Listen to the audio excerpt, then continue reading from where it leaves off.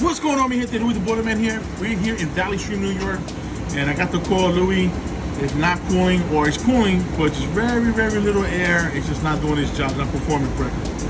So I come here into the basement. I find the furnace with the 8 coil on top. We disconnect it.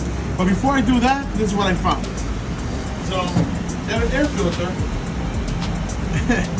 and it's soggy because it's full of water, but it's plugged up.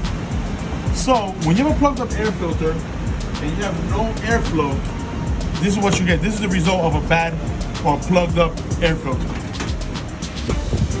So of course you're not going to get any air because you have a block of ice here.